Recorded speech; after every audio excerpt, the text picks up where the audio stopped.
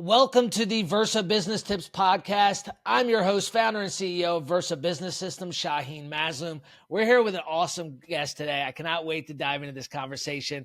Rocky, how you doing today, brother? I'm doing wonderful. Thank you so much for having me today. Absolutely, absolutely. So Rocky is the CEO of Profit Comes First. Obviously, as we know, as business owners, profit is the most important thing. Well, there's other important things, but one of the most important things, right? That's why we get up every day. That's why we put our blood, sweat, and tears into our business, is to, at the end of the day, walk away with some profit, right? So, Rocky, for those out there that don't know you, tell us a little bit about yourself. So I'm an immigrant to the United States. I came here a Me long too. time ago. I figured as much. Parents starting over. And so, we saw both sides of the fence there, the good parts and the bad parts. Yep. But the one thing they did was they understood money and they talked about money. Yep. And so I grew up with good money attitudes and good money scripts, and also high expectations of success. Oh, yeah. We came here to have success, and that was just kind of to be expected. Yep. And so that's kind of where I started. I always wanted to be wealthy. I figured out the systems and processes to be able to do that. Just kind of began my journey towards it. All right. The one thing is I never realized that most people struggled with money. Right. And then, well, it's because I think it's most people don't talk about it. It's a very, it's people shy away from talking about money, especially in the American culture. That is correct. And then my next big aha was, you said people go into business to make a profit, and yet most business owners don't look at their financials. Right. And so they've got no ideas whether or not they're profitable, where their cash is, what's going on. Yep. And it was like, wait a minute, how do you run a business and not know what's happening financially? Yeah. And so that was kind of the perfect thing of it was what I love to do along with the need in the world. And so the two came together, and here we are helping business owners to work less and make more. That's great, man. That's great. So you figured it out for yourself first, and then now you're teaching business owners how to be able to do the same thing. It blew my mind too. The first B2B sales company I worked for, the owner was kind of a jerk, but he said something that stuck with me. And he always said, business owners are stupid. And I don't think it's business owners are stupid. It's a lot of the times is they didn't have that education, right? Like, business owners, most of the time don't have a college degree. They didn't go to some fancy business school, right? They were good at something. And so they learned how to, turn that into a business, whether it's your mechanic knows how to, to fix cars. Your restaurant owner knows how to make really good pasta or whatever it may be, right? And they maybe didn't have that, that education on everything business, right? From accounting to marketing to sales and so forth. And so, it's taken people like you and Grant Cardone and all these big gurus out there to get that information out there to help businesses grow and succeed. So we thank you for your work, man. I mean, I wouldn't be here today if it wasn't for people like you teaching us the way. But you bring up a great point, profit. Why do you think that most business owners just don't really know where their profit is or where their money's going? So there's a couple of reasons for that. First, let's take a step back. I have a Bachelor of Science in Economics and an MBA. You know what they didn't teach us? How to run a business and how to be profitable, right? So don't think an education is the problem, because it's not. Right? They are not going to teach you how to do that stuff. And that's the second problem, right? Who do people go to for financial advice? Their accountant and their bookkeeper. Yeah.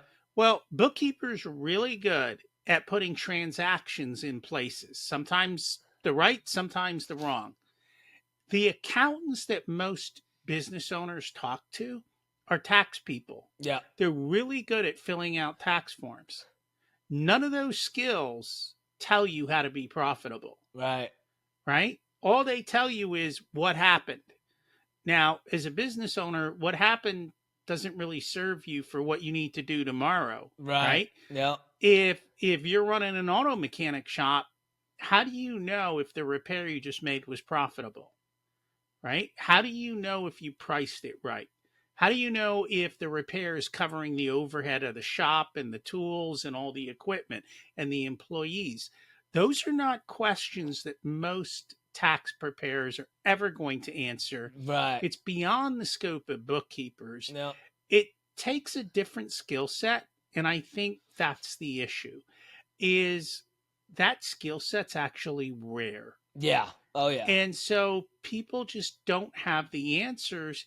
They don't know where to look, or they're intimidated, right? So business owners go into business, like you said, to do what they love. Yep. Accounting and all this stuff isn't on their list. And if they end up talking to somebody, these people are talking Greek, right? Or Latin or some other Right. language that, They just look, don't understand, right? they don't understand. Tell me how to be profitable. Can you answer that question?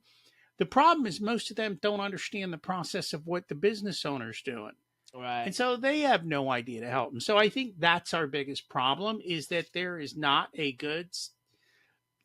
greatest amount of information. Now, that is changing more Right. and more today. A lot more information's coming out. It's a lot easier to learn this kind of stuff and to understand.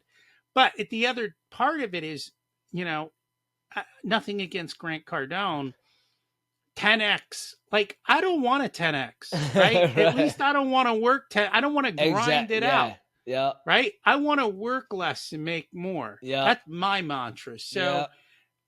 how many people are out there saying be lazy, make money? Right. Like, that's what I talk about.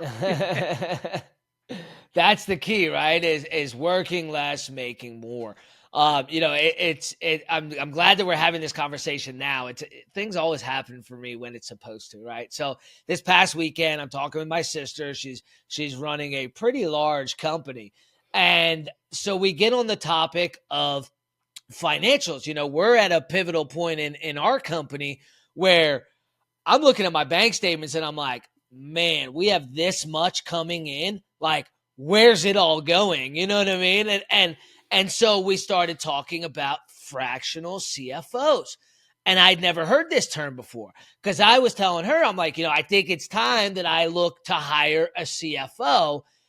And, I'm like, well, what does an average CFO earn? I'm like, man, I don't want to have to cut. Like, I don't need a full-time CFO yet, right? Like, we're not there, but I do need somebody that's versed in being a CFO and having this and solving the problem that you're talking about. Explain to us how CFOs work and how a fractional CFO can help your average small business, because I'm just dying to know more about this. So part of the problem is there's no standard. Okay. Most CFOs probably come from the accounting background. And so they're all like, stop spending. Well, that's not the way to grow a business, right? It's appropriate spending. Right. And on top of that, they're book smart and they're numbers smart, but they don't know how to see the nuts and bolts of what's going on in that particular business. So they may or may not have the savvy to understand what's actually happening. So Right. I think the point being, CFOs come from A to Z. And if you're a small business owner, no offense, but chances are you're going to be at the lower end, because it's hard to find top talent. Because let's face it, where's top talent going? To top money. To the big guys. That's just life. But at the same point, there's people like us out there who are top talent who go, look, I don't want to deal with politics. I don't want to deal with all this crap that goes along with working in those types of places. I'd rather work with people who know how to take action, get it done, and I don't have to deal with the politics of their company. The red tape and the votes and the board meetings and Yeah, we don't have any of that, right? So it was the perfect match for my personality. Right. When we look at a business, we look at every single business as a math equation. We look at the math equation, we figure out the different inputs and say, where can we make the smallest amount of difference to make the biggest impact on the bottom line. Right. So Grant's all about top line. I don't know. I haven't gone through his courses, so I don't know how much he talks about bottom line. Yeah. But a lot of the guys who are at these kinds of events, I did 7 figures. And we just laugh because we're like, well, how much did you keep? Right. What did you end And up with? what'd you end up with? Nobody's thumping their chest telling you what they ended up with, because Right. most of them have no clue. They say what you just said. Yeah. I'm looking at my bank account. I see all this money come in, and where did it all go? No. Right. And so that's the biggest thing we do is we understand where the money is coming from, where the money is going, and how to ensure that you keep some. Because at the end of the day, the purpose of the business is to make more than it spends Right. and to support the business owner's lifestyle. Right. And so we reverse engineer all of our businesses from that standpoint. How do we understand what the levers look like? Where do we make the least amount of work to bring about the biggest impact? And that's one of the reasons I love Profit First. Profit First is it helps you to allocate each dollar and give it a job.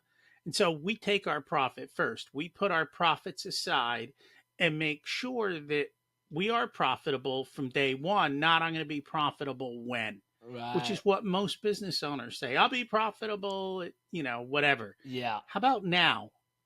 And we also make sure that there's money for the owner's pay, for taxes, and that we put money aside to pay payroll and do all of the things to properly run and operate the business. Right. Right. Now, before someone starts, comes to, a fractional CFO, or comes to you, I think the biggest thing is that they have an honest conversation with themselves, right? Like, do you really understand where you're at as a business? Because like you said, people go to these events and these masterminds and they're always talking about I did 7 figures, I did 8 figures, I did 10 million, I did this, I did that, and the other. But like you said, nobody's talking about what did they do at the end of the day. They might know what their tax return said that they did at the end of the day, which if they have a good accountant, it's not going to be what they really profited, right? But after that honest conversation, would you suggest that they, read a book like Profit First before having that conversation to have a little bit of understanding? Or, what's the next step in saying, okay, I've got this business. I know we're not making as much money as we should be. Where do I go from here? What's kind of the next step? I think it depends on where they're at. Okay. So as far as revenue or? Well, a few things. One is revenue. Right. So in other words, do you have enough revenue that you can afford to pay somebody, or are you going to have to learn to wear this hat yourself because you're too small? So that's one question. The second thing is understanding their relationship with money. That's where we started at. And one of the first onboarding questions we ask is tell us about how you grew up and how you learned about money. Because we want to understand the business owner's relationship with money. Because whatever that relationship is, it's going to show up in the business. Yeah. They might spend too much. They might like fancy cars. They might have a poverty mentality. They're all over the board. Right. And so understanding their behaviors around money are super, super important. Makes perfect sense. And we've got programs for wherever they are. It's just a matter of how much one-on-one they get to be able to support it. So we can help them wherever they are. If they don't have money, we teach everything on the podcast, Profit Answer Man, so they can just listen and learn. And honestly, for a lot of people, that's a perfect first step. Just go listen and learn. We share. We have success stories. I just had an interview with a guy who created and launched $1 billion business. So that's the kind, we'll go from there down to the little guy who's making $100,000 a year. Right. Says, how do I do it too? But we fill in the whole spectrum there. No. So now we're talking about it's foreign to me. I have no idea what a fractional CFO would cost. Are we talking we need to have a couple $1,000s a month, to be able to put to something that, or is it something more like, 10, 20 grand a month type expense that we could be looking at? Now, obviously it's going to depend on how much work is going to be involved, how much, if it's got a ton of employees, if it's got a big, thousands of line items, whatever. But give me like an example for like a small construction company doing a couple $100,000 a year. And they just want to, be able to price their jobs out better and make sure that they're profitable when they're doing that, and I don't even know if you can give me a rough idea, but honestly, if you're at the couple $100,000 a year, here's the truth of it. Most guys or gals who are a couple $100,000 a year don't have a ton of excess cash. Right. They hire somebody, I'm taking food off their table. Yeah. And that's why we created products for them that include support and actually show them what's going on. So they're short-term products. Right. They're very affordable for somebody like that. Usually once you hit 7 figures is where you can start to look at having that kind of coaching on board. Again, everyone's different. And again, it's actually a lot more reasonable than you can imagine. The other thing is to realize we're not cost centers. If we're not giving you a return on revenue and showing you how to dramatically increase your bottom line, then you've got the wrong person in the wrong seat, right? Just like every employee in your business, they need to be generating revenue for you. And in our case, it's generating cash that you can remove from the business after paying for somebody like me. No. If you can't do that, then it is not a wise decision to put somebody in that seat. Right. And you've just got to learn for yourself. So that still comes back to the person. Some people are allergic to numbers, right? That's what I say. They're allergic to the financial reports. They don't want to do it. Honestly, in a lot of those situations, a good spouse can solve the problem. So a lot of times, their spouse would be like, I told you XYZ, you never listened to me. Right. But you're going to have to deal with that relationship and see if it works. But again, you're only going to, it's kind of like if this isn't your day-to-day work, you're only going to be so good at it. So it's kind of like hiring somebody who's got the basic skills. But today, more than ever, you can get pro-level help for a lot less money than you can imagine. Right.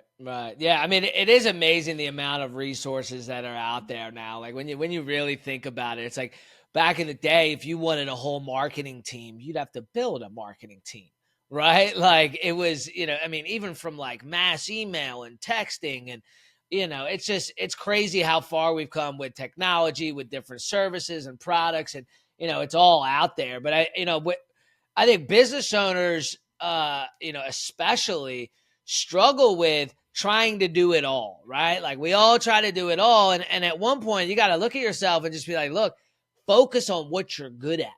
Focus on what you're good at. And then everything else should be delegated. I've come to that realization just over the last couple of years. I was trying to do everything myself.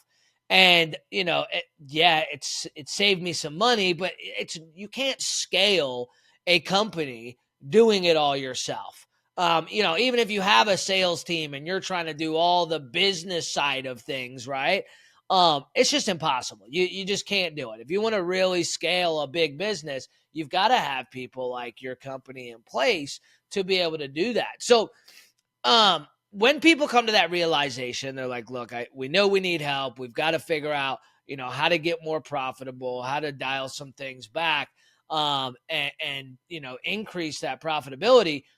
What is the next step? Is there a process, a fact-finding mission? I know you mentioned, finding their relationship with money.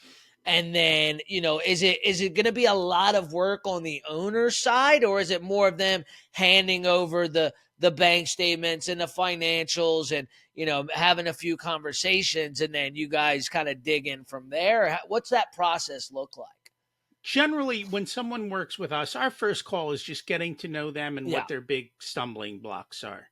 And then if they want to move forward, all we do is we ask for access to their accounting system. So Yep. most people use QuickBooks. Give Yep. us access to your QuickBooks.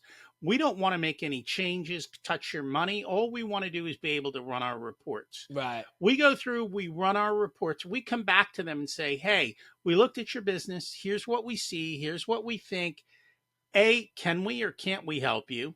And then based on that, hey, here's what we think your monthly is going to be able to do all of this work for you. And then they decide if they want to join or they don't join. Right. Once they start working with us, the work is in making the change. It's not in creating reports for us, right? It's, hey, we looked at everything and your first problem is you don't have enough leads. So what can we do to increase leads? Right? Then we might look at it and go, okay, you got a ton of leads coming in, but none of them are converting. What's going on?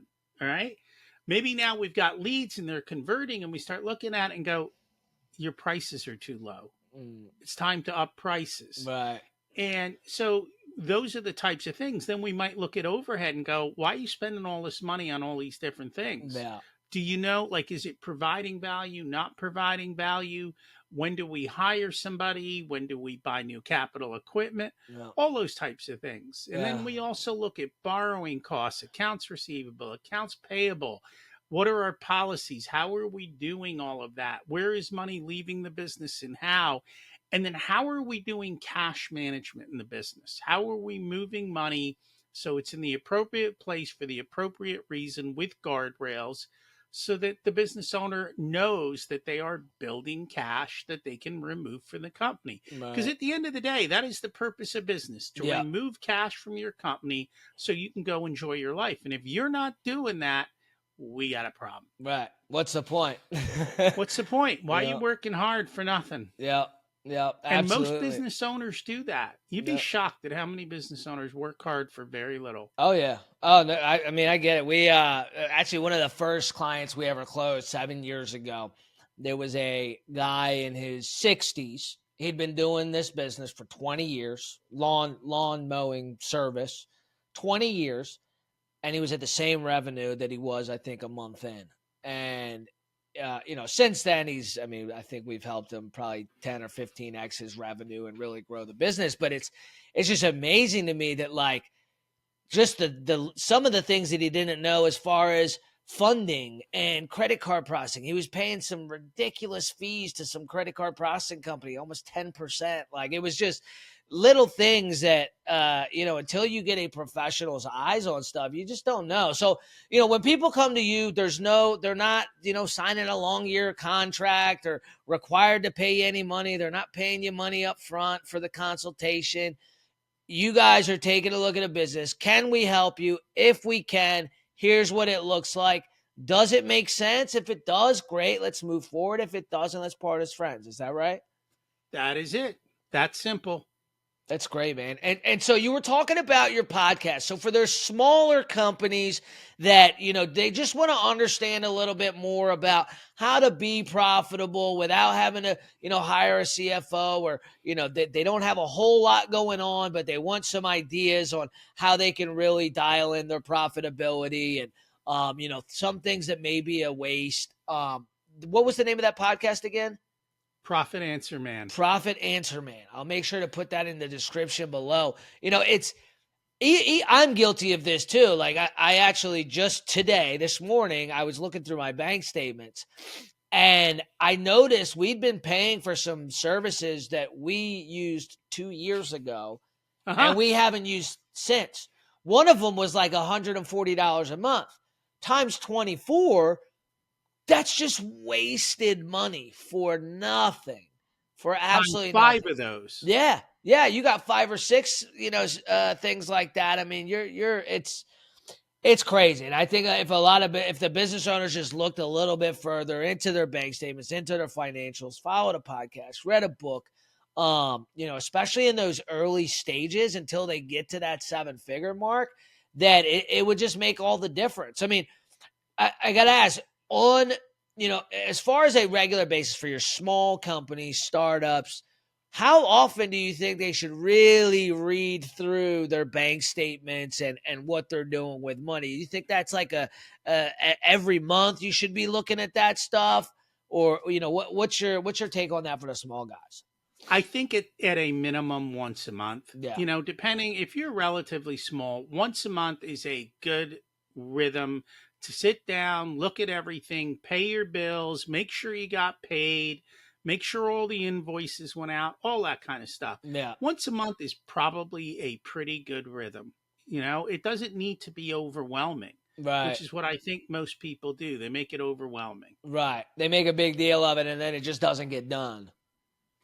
No, Yeah. I completely get that. It's you think of, and I think it's it's almost a what's the word, cultural thing, right? In the U.S., like we talked about at the beginning of this podcast, is people don't talk enough about money, and so the conversation of money, people also don't want to be honest with themselves, right? Like they don't want to know if they're not profitable, because if they're not profitable, then it's like, oh, damn, what am I doing, right?